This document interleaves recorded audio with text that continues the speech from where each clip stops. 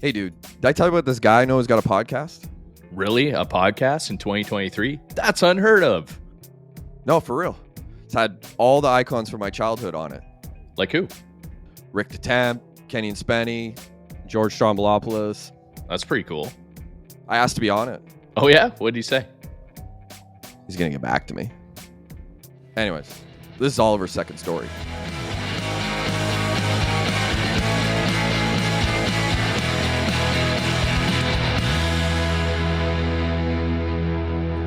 What's going on, everybody? I'm Josh Cybulski, here, of course, with Corey Leckie, as always. And today we got a very special guest from the Just Chill with Oliver George podcast. We've got Oliver George. What's going on, man?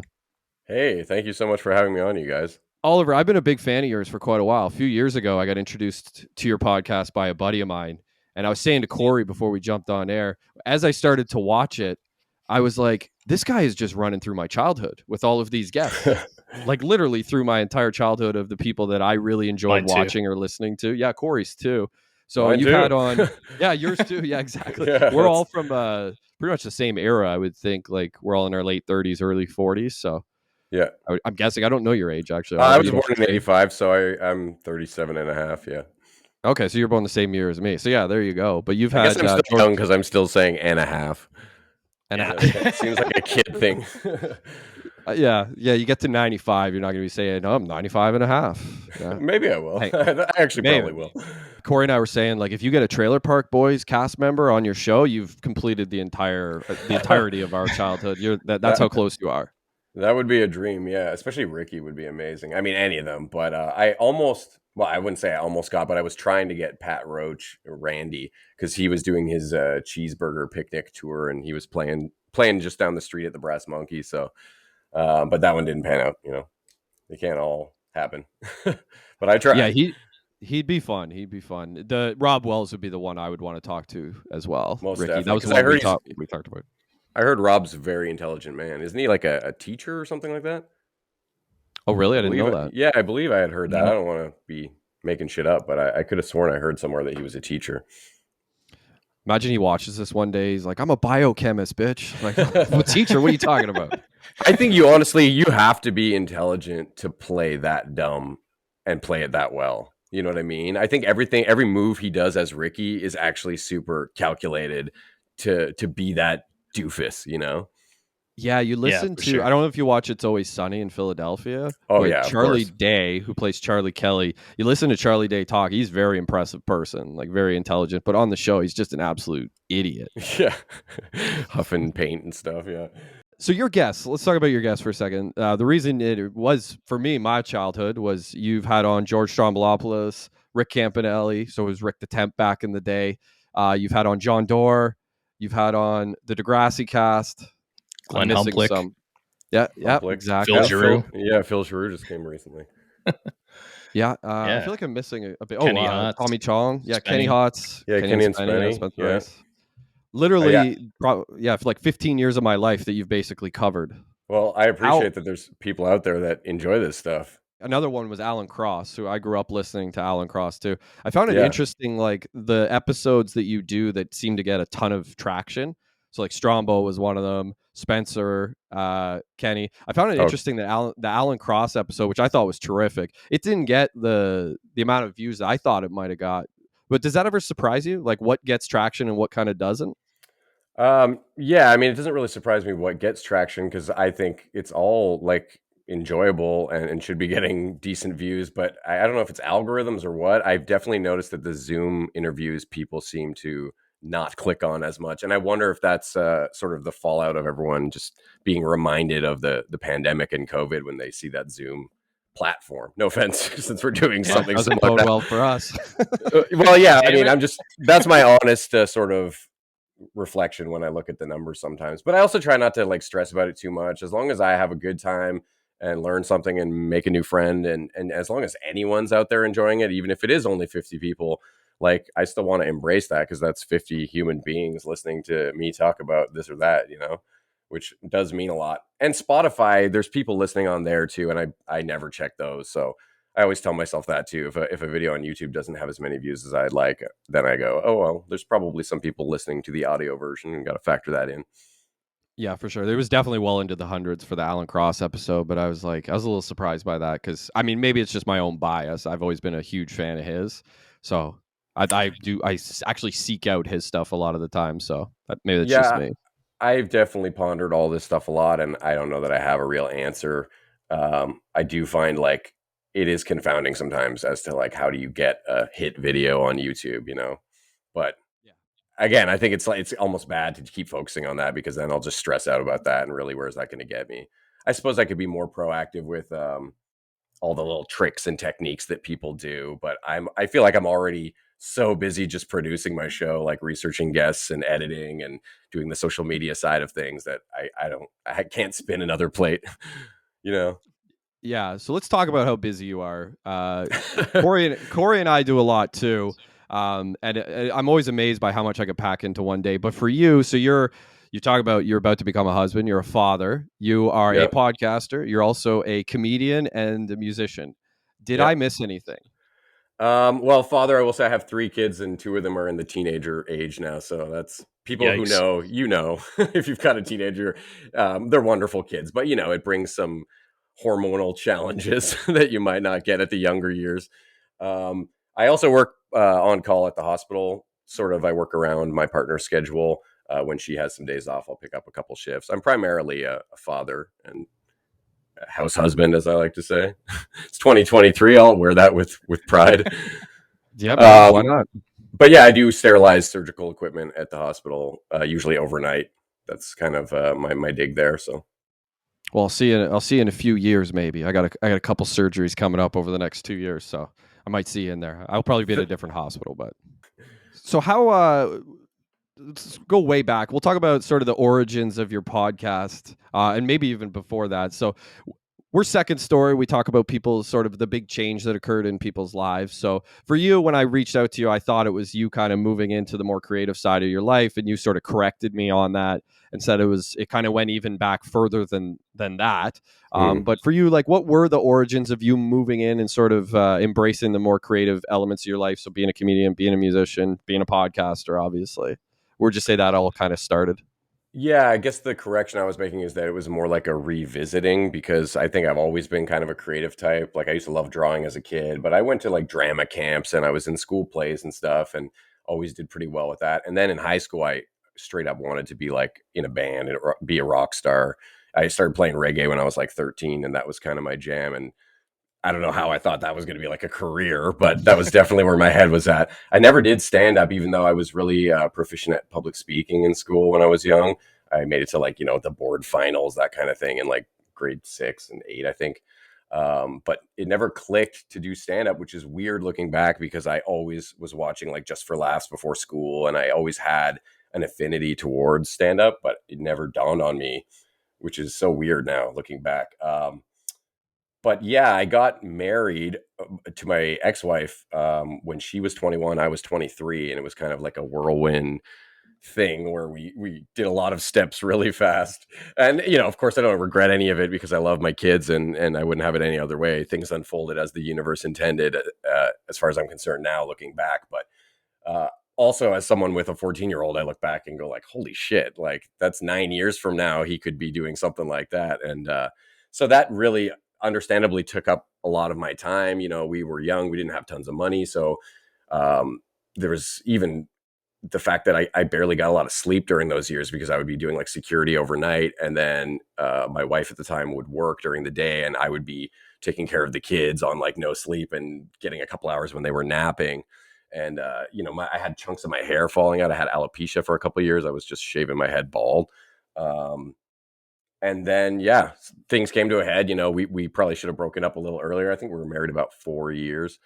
And I speak about this in a cavalier way because we're on, really good terms as far as exes with shared custody and all that. We've always been put the kids first, worked things out. We don't really have any animosity. So, but yeah, we broke up after about 4 years. Probably should have broken up maybe a little earlier.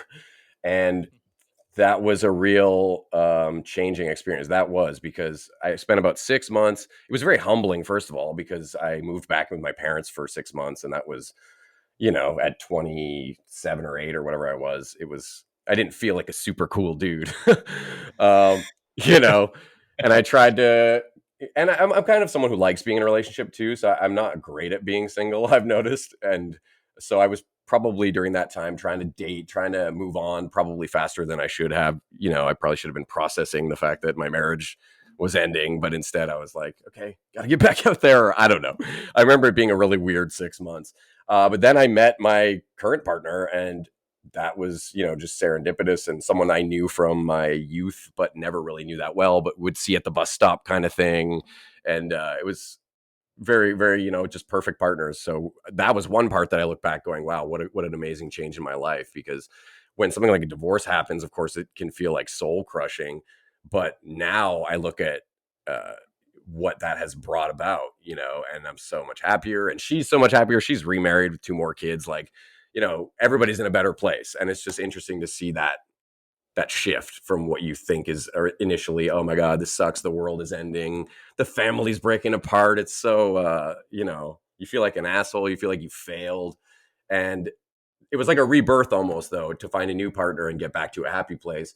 And then also just realize, okay, yeah, maybe I want to do some more creative stuff, because I started getting more balanced life. I started exercising, eating healthier, basically stopped eating meat. I don't know if that really factored in, but definitely lost weight and felt healthier for me. So that worked for me. Just a lot of changes. Yeah. And that was around the same time that I thought, okay, let's go do stand up. I had been texting myself little funny things that I thought might be usable on a comedy club stage, and I signed up and performed for the first time on April Fool's 2015, which I thought was a really cool first stand-up date. And it went really well. Like, I papered the audience a little bit with my friends. I think I had like maybe 7 or 8 people there really supporting me, and they were very supportive. So if you watch that video on YouTube, wherever it is, it sounds like uproarious, and I think I did well, but I'm sure some of that was my friends kind of, you know, propping me up. Yeah, so I got the bug from that, and that led into other things. A resurgence of music, really, because I started revisiting music in a brand new way, and started writing comedy songs, which was something I had never done when I was a musician. As a teenager, I was just playing, you know, whatever I thought would be my band style, but never thought about using a comedic element. And now I almost exclusively, if I'm playing music, it's comedy music. Is that part of your routine now? Like your stand-up routine is playing music as well? Generally speaking, I think I enjoy that more just because I feel more comfortable. I do stand up sometimes, just, you know, go and do 6 minutes of whatever jokes, and I challenge myself by not bringing my guitar.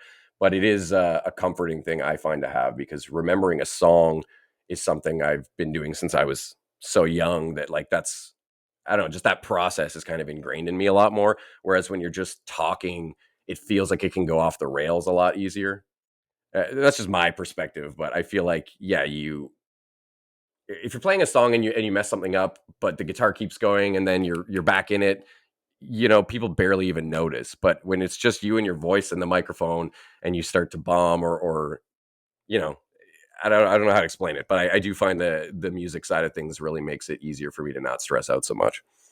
Nice. I can't remember who said this. It might have actually been Logan Brown, who's an Ottawa comic who you've actually had on your show Yeah, before. he's I think it was hilarious. him, but yeah, he's an excellent comedian.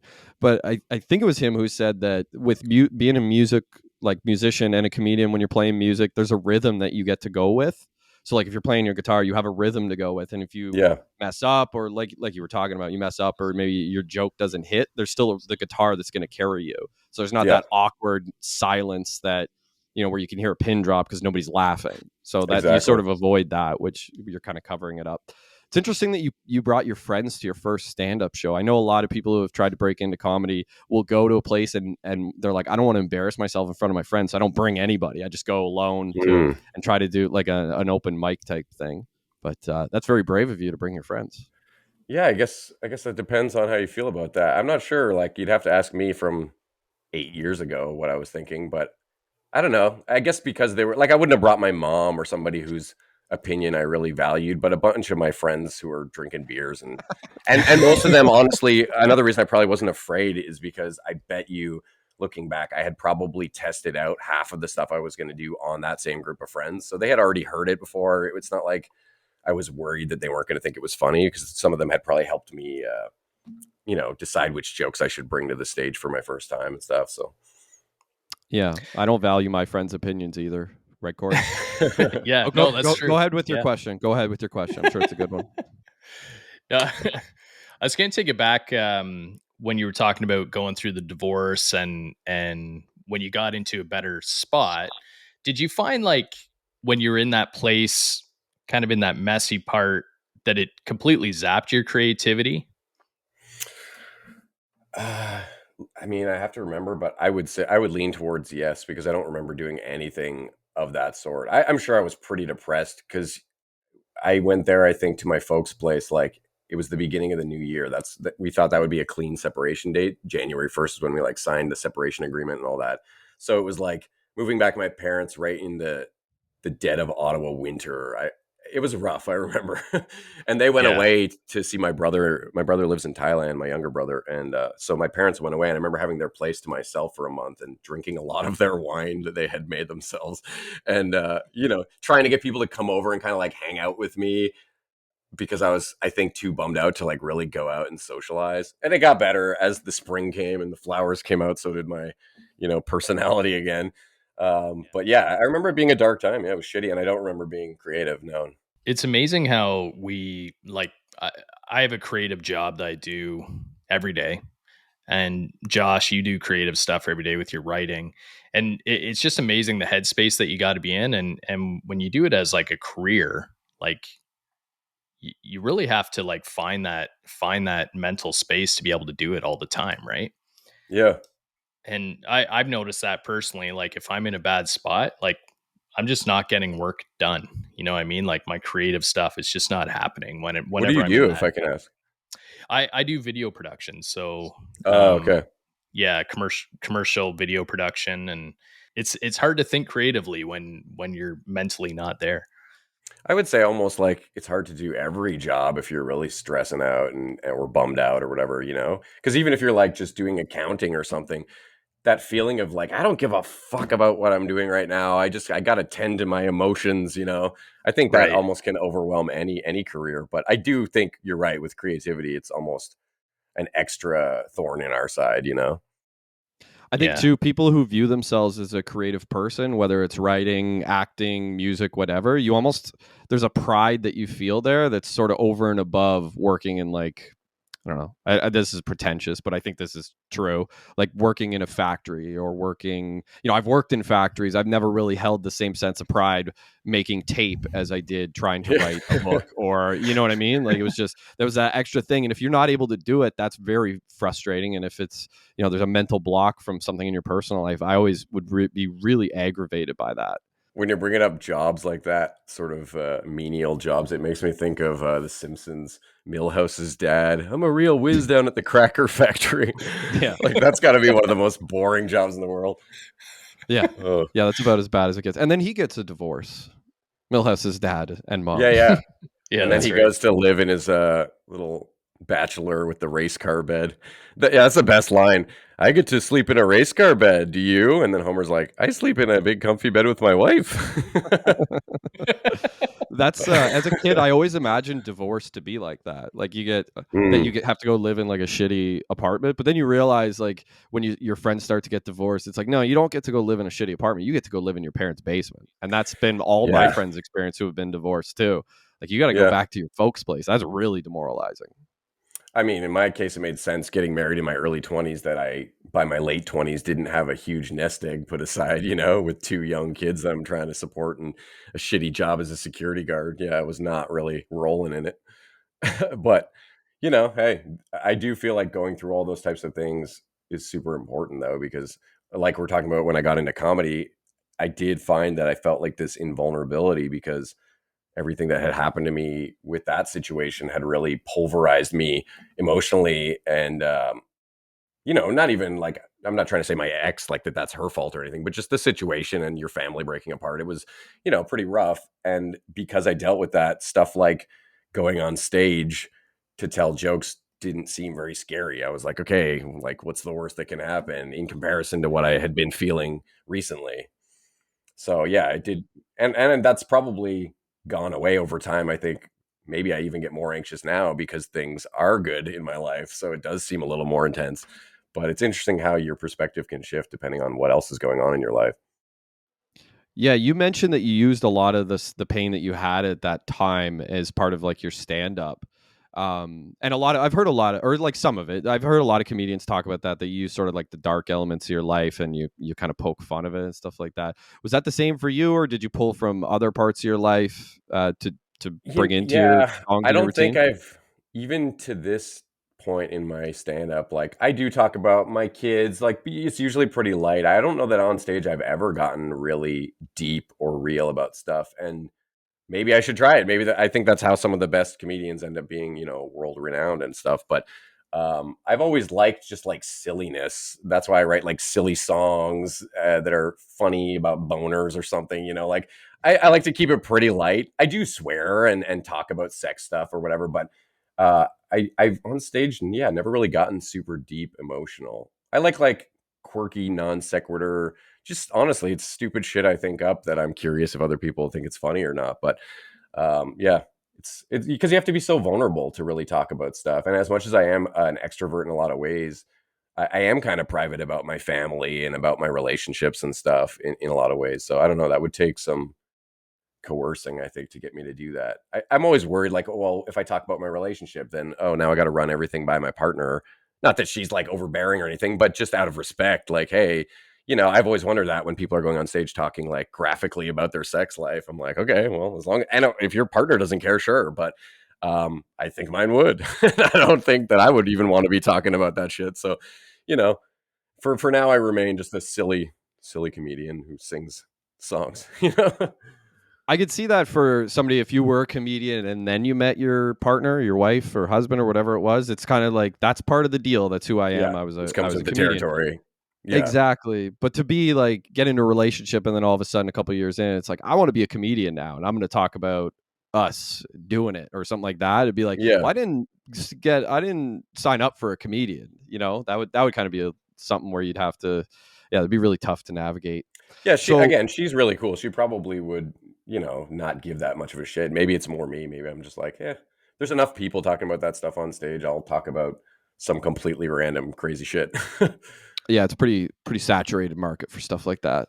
Yeah. Did you have any stand-ups or comedians or anything that you idolized or looked up to? I'm trying to think. When I was really young, I mean, I still love most stand up. There's not a lot of stand ups that I don't enjoy because I think it's such a beautiful art form that there's such a wide variety of people sharing their own unique views and lifestyles and all that. So I've been pretty open minded with stand up. I would say I started getting favorites more in my adult, like in my 20s and stuff. Like I really liked Dimitri Martin, and he's kind of like a one liner dry comic. Bo Burnham blew me away when he came out with his first thing on Netflix. That was really amazing to watch someone blend music and theatrics and classic stand up, and he kind of jumps all over the place, which I really like. Pete Holmes, I've always been a huge fan of Pete Holmes, just as a person too. I listen to his podcast all the time. He seems like such a great dude, and I met him once actually, just at a Just for Laughs thing, but he was as nice as I thought he would be. Who else? I Cool. mean, I'm already forgetting tons. I'm sure there's so many good stand-ups out there. Yeah. George Wallace, do you know George Wallace? Oh yeah. Yeah. Yeah. He's Yep. like an old school comedian, but I always loved Yeah. him too. Yeah. Yeah. He kind of Do just you said whatever he wanted to. But That's he, for he sure. was a he was pretty clean He didn't really comic give a though. fuck.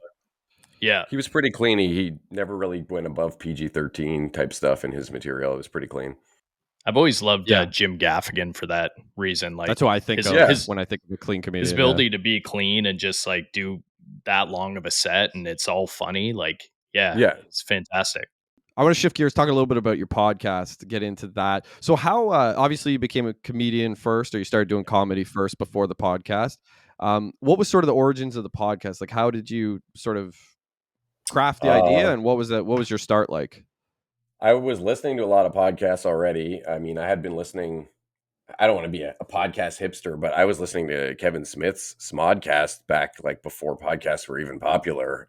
So I feel like I'm a longtime podcast listener. So again, I don't know why it didn't dawn on me to try one of my own. And I'm kicking my own ass because if I had started in 2015, I'd probably have a much larger following right now just because of time and getting in before the wave and all that sort of thing. But no, it happened. We had carpets in the basement down here, and it was kind of like a shitty rec room for the kids that we didn't really use that much.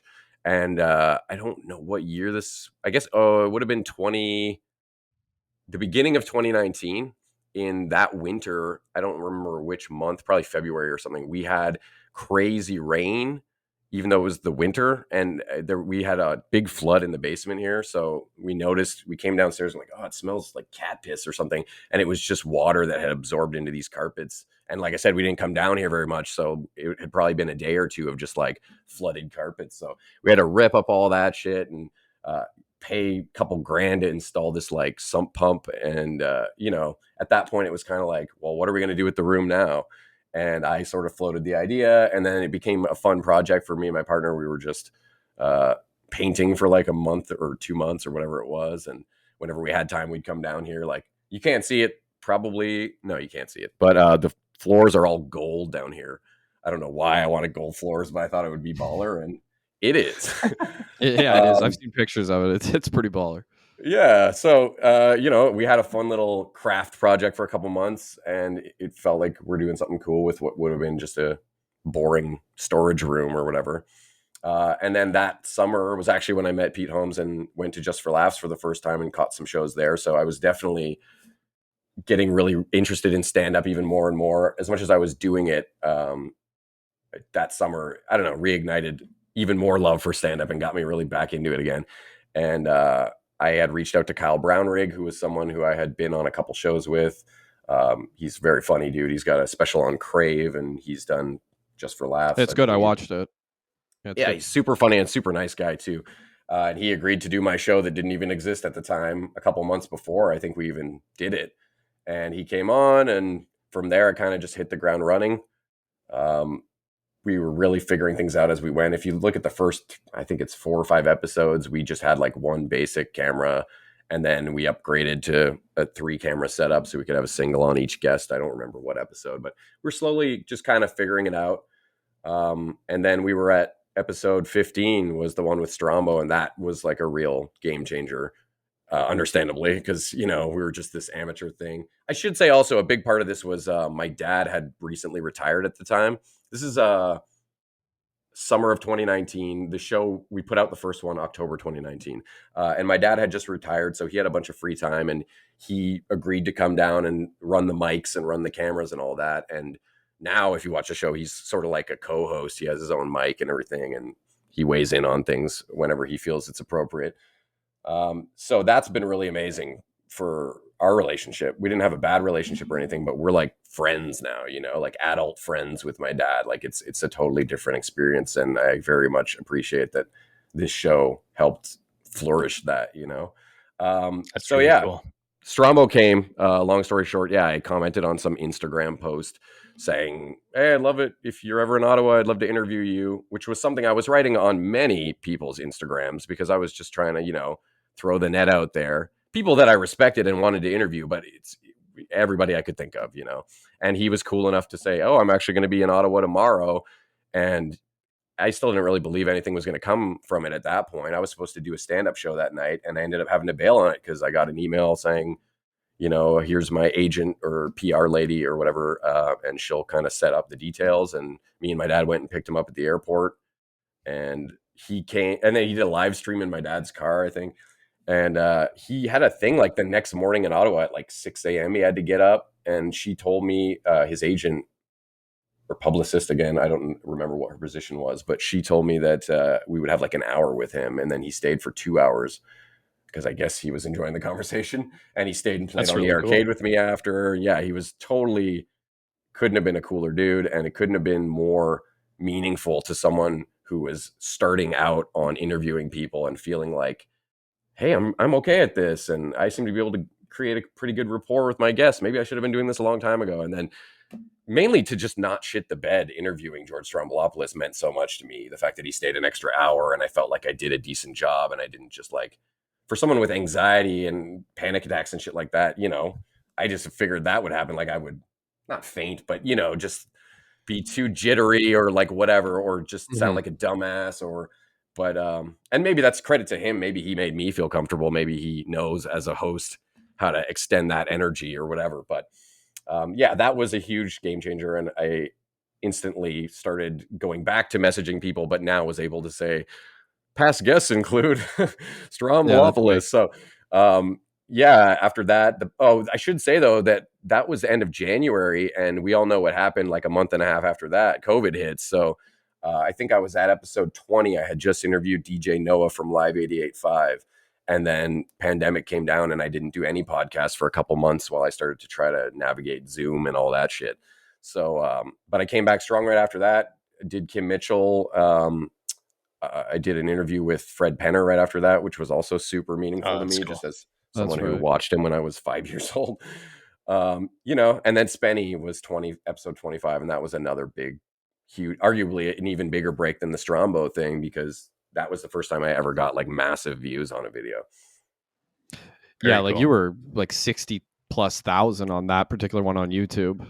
I think that's which is pretty insane. Yeah, the clip that I have out of anything on my channel, I think the most is a clip of Spenny, and I don't know what it's at right now, but it was over 100,000. So that was, yeah, the 60,000 is the entire episode, which is wild for 60,000 people to tune in on a video that's over an hour long. Like that's with people's ability to pay attention nowadays.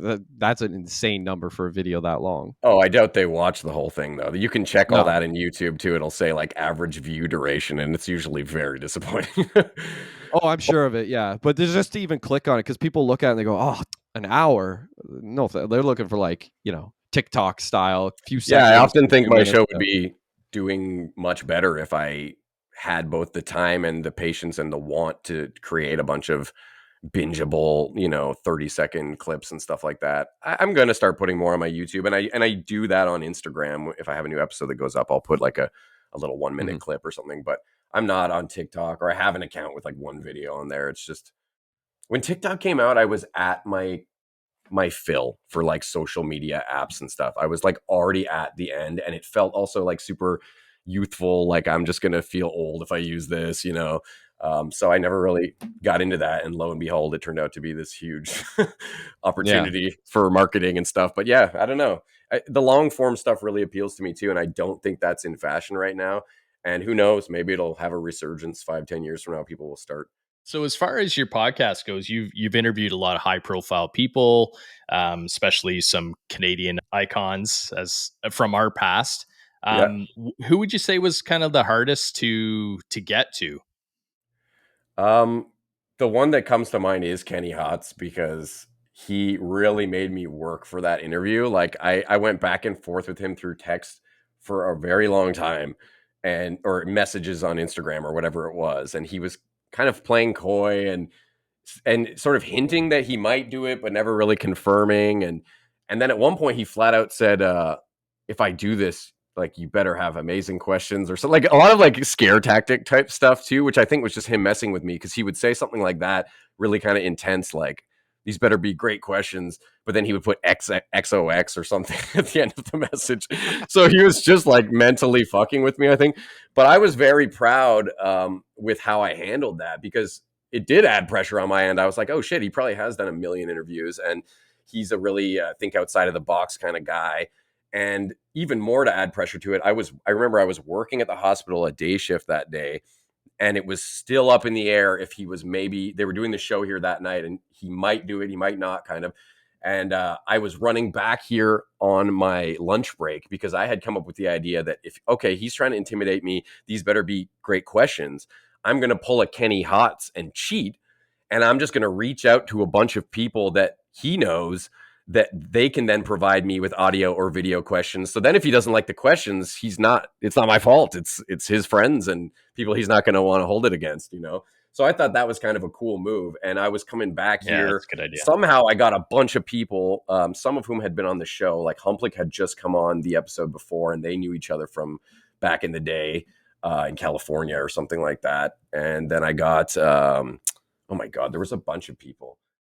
Sebi, who had also been on the show. Yeah, I had done a Zoom interview with him, and Sebi was kind of one of the camera guys, writer, directors of Kenny versus Spenny. So I got him. I got Mark Breslin, who's the creator of Yuck Yucks. Wow. Jeez, who else? Phil Hartman's brother, Paul, who's a great guy and also a good friend of Kenny's. So all these people came through. Oh, Stefan Brogren from Degrassi, who had also been on the show. So it was reaching out and kind of asking a favor from some people, and then completely blind asking a couple others. and pretty much everybody got back to me. So that was cool. But I was frantically coming back here and trying to program all the questions into our, so that my dad could just hit the buttons when we're doing the podcast and it would come through our headphones, trying to get that all ready, not even knowing if the podcast was going to happen. Rushing back, I'm like 10 minutes late from my break from work to get back on the floor.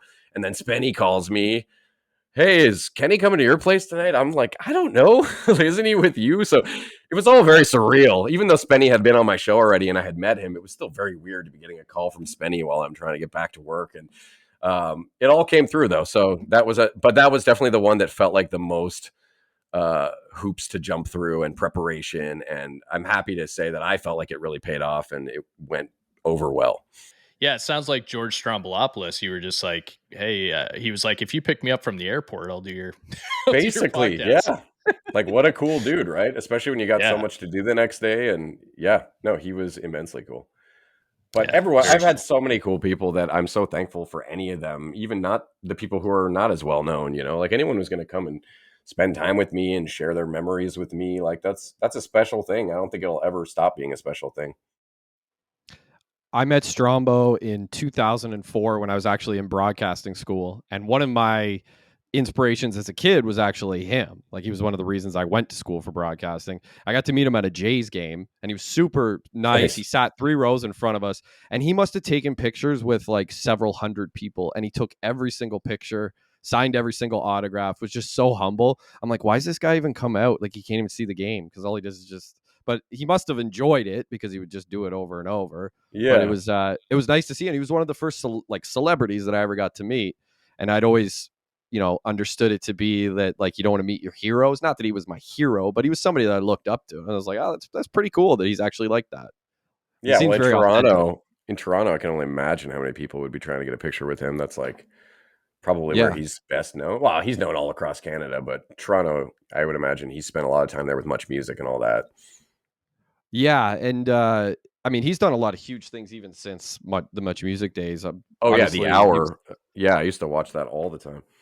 That was I've said this multiple times to people, but I think he's probably the best interviewer that there's been. Like I used to always think it was Larry King that was the best at actually interviewing people. It's but hard to compare. Better. There's it's so many great interviewers out there. Like I've always loved Dick Cavett from the 60s, late 60s and well, I mean, he had shows all through those decades, but you can see him doing interviews with like Janis Joplin and Jimi Hendrix and people like that, and Salvador Dali and one of the Marx brothers, all these people who are like long dead now. And he's a great interviewer. But I love Conan too. Like everyone's got their own style. That's what I love, Yeah. You mentioned an energy from Strombo that you feel that he kind of passed on to you so that you weren't nervous actually interviewing him. That's a good way of putting it because I see him interview people and he does seem to have like a connection that he can make with pretty much anybody. If you actually watch your show, the episodes before you interviewed Strombo and the episodes after, you as an interviewer are substantially like better at it after that episode. I've always wondered, and I've always wanted to ask you this, like, was there something that you took away from interviewing him that you've sort of carried in and carried forward to when you actually do interviews? I mean, who knows what, like, if we're talking about empathy and all that, I do think that was something that he definitely had a lot of, and he made me feel comfortable. And it's something that I like to think I'm able to do with my guests, because there's a lot of times I watch my stuff and I go, oh, I could have done this better, I could have done that better. But one thing I know that in my heart that I am actually talented at or whatever is making my guests feel comfortable, because I've gotten really candid interviews out of people that I've seen in other interviews that don't seem that relaxed or not to toot my own horn, but that's one thing I am proud of. Whether or not that came from Strombo, I mean, some of that's probably just like my subconscious being like, wow, you've had Strombo on your show now, you're a bona fide host. Like it was probably just a huge confidence boost. And I just didn't really look back, I think was the other thing. As soon as that happened, I was like, okay, I can do something with this now. Like this lends a lot of credibility. Not just that I got him on, but that I did a good interview with him for 2 hours and he seemed to enjoy himself and whatever. So yeah, it was probably just a low key in the back of my head, an awareness of like, okay, people are going to take me a little more seriously now, especially at a time where everybody was launching a podcast and the pandemic was happening, so it felt very hard to stand out. I still feel like that, but that's probably what you're sensing. I haven't gone back and watched those older episodes. I rarely go back and watch anything, maybe clips on my Instagram, but Yeah, I just get embarrassed. I'm sure. Like I'll cringe if I watch the really old ones. I'll probably see glimpses of things that I like, but yeah, I mean, even in newer episodes, sometimes I can watch something and go, "Oh man, I wasn't on that episode," and people will tell me otherwise. Oh, that was a great one, but we all, at least I hyperanalyze everything, so I don't know. I think most people are self-critical in a big way, so I definitely suffer from that. So I was gonna say, for me, having watched the old ones and then watching you after Strombo, one major change that I noticed is you went from being more of like a Q&A type interviewer, so just I ask the question, they give an answer, to being much more of a conversationalist, which I think is what one of Strombo's big strengths was, the fact that he never did that. He was always a conversationalist with people, and it's something that, as Corey and I have started doing our podcast, we're like, we noticed it in our first few episodes that we were very much we ask, they answer, we ask, they answer. And we've tried to make it much more like this, where it's more conversational. And that's a strength that I think you really have. And I'm like, I still don't have it. And I don't know that, sorry, Corey, you don't have it either. We're still trying to figure out our strength with that. Yeah. But it's still something going that, through the strides. Yeah, like, I don't know. I disagree. You guys seem very loose when we're going on tangents here in a good way. So I don't know. I think you're being too hard on yourself. That's nice of you to say. We're self-critical, just like you brought up. And to the point of the Q&A and all that, I would also say that it very much depends on the guest, because I still sometimes have episodes where it feels more like a question and answer thing. And then I have other episodes where it feels like I'm legitimately just hanging out with a friend and not even really doing the question side of things at all. But yeah, I've had episodes where I write like double-sided notes in ultra preparedness and then end up using like 10% of them because we just click and we just go into conversational free fall in a good way, and then sometimes I wish I had written more notes, because there's certain guests, you ask them a question and they're like, they give you this energy of like, next, please, and you can burn through your sheet real quick when they've got no room for, tangents and sort of just chatting. Big picture, where would you like to go with it? Yeah, I probably should put more thought into that. I'm just going to keep trying to hunt down people that I admire and people that I grew up watching and people that are on the rise. That's another thing I really take pride in, is I do think that I have somewhat of an eye for talent. Obviously, these people are talented on their own, but I do feel like I've had people on my show that were just starting out that even since they've been on the show have really made leaps and bounds in their respective industries and fields and stuff. So I'm excited to see where a lot of the guests that have already been on end up in another 5-10 years. And I always keep my eye out for people like that I think, okay, this person's about to blow up, or just this person needs more of a platform. Like even if mine is only limited, I want to extend it if I see someone whose talent or intellect or whatever is so intriguing to me that I'm like, people need to hear you, I always try to extend that if I see someone who really takes my breath away with whatever they're doing.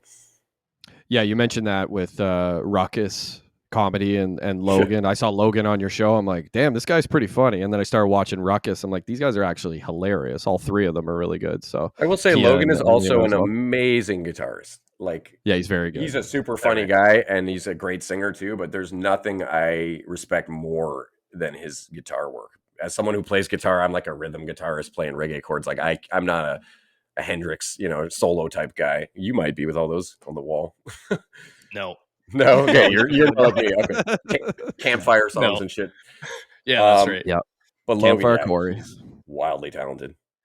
Yeah, he's very good. His Instagram, he does like all these like spoofs of famous songs. He did Third Eye Blinds like a couple weeks ago.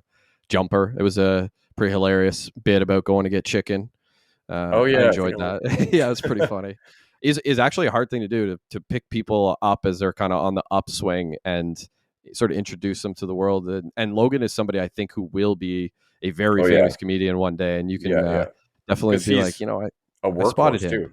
He's always playing shows and traveling around. Yeah, he never stops. That's a cool thing. And honestly, you talked about like building an audience and like trying to monetize it. I think the hardest thing is building an audience, and there's so much value if you can build followers and an audience in this day and age. The money aspect of it can follow. I don't think quickly, but I think in a relatively reasonable amount of time. But you've built a pretty good audience already. We're almost at 2,000 subscribers. So, I mean, in the world of YouTube, that's pretty small potatoes, but it means a lot to me for sure. I can remember when it was 500. I think I was probably around your 500th subscriber, and that was not that long. It was like a year and a half ago. I remember when Strombo came on talking about how we had like 76 at the time, and he was the one who said, that's 76 people, who want to watch you do this. Yeah. Like, that's 76 people. Like, and you kind of have to retrain your brain to remember that's a lot of people. It's just not in comparison to 8.2 million or whatever you're seeing on some social media or YouTube or whatever. But you can't just live your life comparing.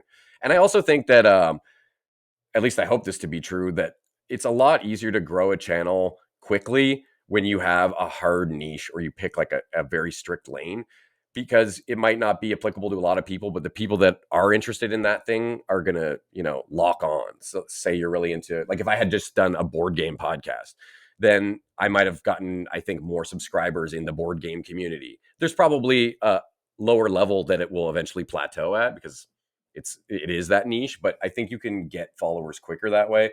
Whereas I'm hoping that with this show, it's a slower burn, but that at least I know the people that I'm accumulating like this weird thing that I'm doing that is very kind of all over the place. And, I can't help it. I'm interested in a lot of different shit. So there's always going to be stand-up comics, but I've had some board game people on my show because I like board games. And those are going to be episodes where some of my viewers are like, what the fuck is this? I don't care about this, and it's true. It's a bad decision from my point of view. It's very specific, and a lot of my other audience people won't like it, but I don't know. I want to have fun doing what I'm doing too. And I love just seeking out people that tickle my fancy, Yeah, I mean, that's what the world is becoming, is like a lot of it is networking. When we were kids, people used to always say like, it's not it's not what you know, it's who you know. Yeah. And we used to, I mean, at least for me, I used to be like, that's a bunch of bullshit. And then I get to being an adult and I'm like, it's pretty true.